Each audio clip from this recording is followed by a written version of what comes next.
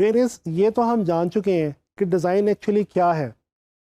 तो चलिए आए अब हम ये देखने की कोशिश करते हैं कि डिज़ाइन का प्रोसेस क्या है, यानी कि वो कौन से स्टेप्स हैं जिनको फॉलो करके हम कोई भी चीज़ बाआसानी डिज़ाइन कर सकते हैं।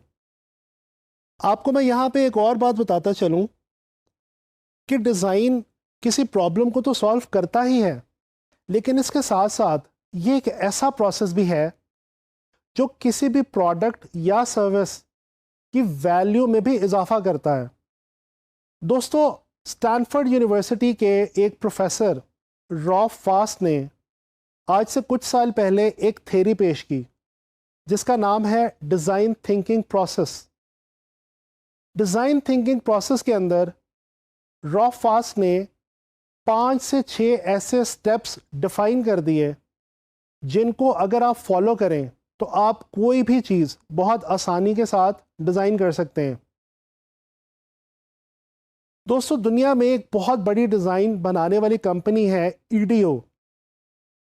ईडीओ के फाउंडिंग मेंबर डेविड केले और उसके सीईओ टिम ब्राउन ने भी आगे चल के डॉक्टर रॉफ फास्ट की इस थ्योरी को ना सिर्फ सेकंड किया बल्कि इसको डिज़ाइन के अंदर बहुत ही ज़्यादा मुआवन और मददगार कहा।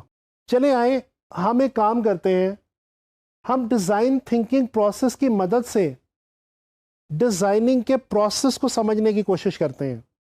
डिज़ाइन के प्रोसेस का जो पहला स्टेप है वो है कि आप उस प्रॉब्लम को डिफाइन कर लें जिसका सॉल्यूशन आप ढूंढने के लिए निकले हैं।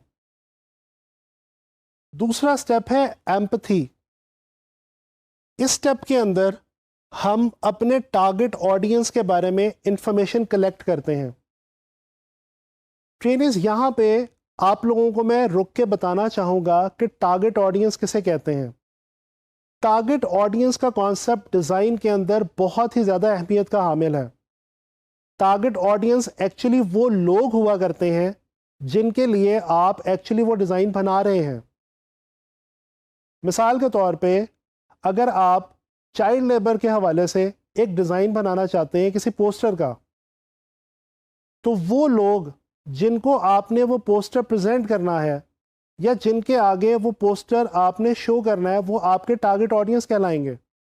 एम्पैथी के इस सेकंड स्टेज के ऊपर हम ये जानने की कोशिश करते हैं कि हमारे टारगेट ऑडियंस किस एज ग्रुप से ताल्लुक़ रखते हैं, उनकी फाइनेंशियल क्लास क्या है, उनकी इकोनॉमिक क्लास क्या है और उनकी एजुकेशनल क्लास क्या है। इसके बाद बारी आती है हमारे तीसरे स्टेप की, जो कि बहुत ही इंटरेस्टिंग है। ये तीसरा स्टेप है आइडिएट। जी, आइडिएट का मतलब है ब्रेनस्टॉर्मिंग करना या आइडिया को एनालाइज करना। लफ्ज आइडिएट निकला है आइडिया से, यानी कि आइडिया डेवलप करना। प्रॉब्लम डिफाइन हो गई, टारगेट ऑडियंस के बारे में पता चल गया। अब हम आइडिया डेवलप करने की कोशिश करेंगे अपने डिज़ाइन के हवाले से। चौथा स्टेप है प्रोटोटाइप। इस स्टेप के अंदर हम अपने डिज़ाइन का एक मॉडल बनाते हैं ताकि हम अपने डिज़ाइन को एक प्रॉपर फाइनल शेप दे सकें। इसके बाद बारी आती है फीडबैक की। जब आपने एक ख़ास मॉडल बना लिया, उसके बाद आप वो मॉडल फीडबैक के लिए लोगों के सामने प्रेजेंट करेंगे और ना सिर्फ प्रेजेंट करेंगे बल्कि लोगों से उसके बारे में उनकी राय भी जानने की कोशिश करेंगे। इसके बाद बारी आती है हमारे आखिरी स्टेप की, जिसके अंदर हम उस फीडबैक की बेस पे जो हमें मिल चुकी होती है अपने डिज़ाइन को इम्प्रूव करने की कोशिश करते हैं और कोशिश करते हैं कि वो तमाम प्रॉब्लम्स जो हमारे डिज़ाइन में मौजूद हैं उनको किसी हद तक इरेडिकेट किया जा सके। दोस्तों, मैं ये सारा प्रोसेस आपको एक एग्जाम्पल के थ्रू समझाना चाहूँगा। फ़र्ज़ कर लें कि आप फ्रीलांस ऑनलाइन मार्केट पे काम कर रहे हैं। आपको एक क्लाइंट ने एक पोस्टर बनाने के लिए दिया जो कि गरीब बच्चों की एजुकेशन के हवाले से किसी चैरिटी इवेंट के बारे में आपको डिज़ाइन करना है। अब इस पोस्टर के लिए सबसे पहले आपको प्रॉब्लम सॉर्ट आउट करना है। प्रॉब्लम क्या है? गरीब बच्चों की एजुकेशन। अब उसके बाद आप टारगेट ऑडियंस के बारे में जानने की कोशिश करेंगे, यानी ये पता लगाएंगे कि उस चैरिटी इवेंट के ऊपर कौन से ऐसे लोग आने वाले हैं जो चैरिटी या डोनेशन दे सकते हैं। इसके बाद आप आइडिया क्रिएट करेंगे।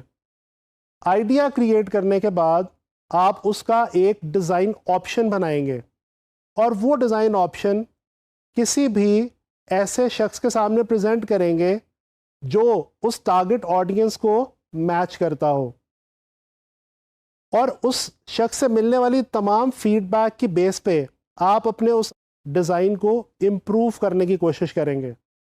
तो ये है आपका design process.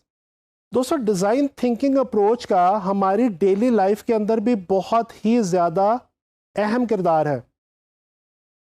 Design thinking process को इस वक्त अमेरिका, ऑस्ट्रेलिया और कनाडा जैसे बड़े ममालिक में बहुत ही ज़्यादा पजीराई हासिल हो चुकी है, और वहाँ पे कोशिश ये की जा रही है कि स्कूलों, कॉलेजों और यूनिवर्सिटीज़ के अंदर स्टूडेंट्स के अंदर डिज़ाइन थिंकिंग प्रोसेस को इंजेक्ट किया जा सके और उनको इस काबिल बनाया जा सके कि वो अपनी डेली लाइफ में फेस किए जाने वाले डिफरेंट प्रॉब्लम्स को सॉल्व करने की कोशिश करें और इस तरह से नई चीज़ें डिज़ाइन करें।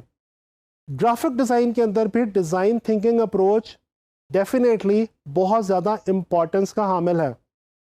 अगर आप एक अच्छे ग्राफिक डिज़ाइनर बनना चाहते हैं तो डेफिनेटली आपको ये पता होना चाहिए कि वो कौन से टारगेट ऑडियंस है जिसके लिए आप कोई भी चीज़ डिज़ाइन करने जा रहे हैं। इसके अलावा आपको आइडिया क्रिएट करना भी आना चाहिए, और जी हाँ, अपने आइडिया को दूसरे लोगों तक एनालाइजेशन के लिए भी दिया करें और उनसे मिलने वाली फीडबैक की बेस पे अपने बनाए हुए डिज़ाइन को इम्प्रूव करने की कोशिश करें।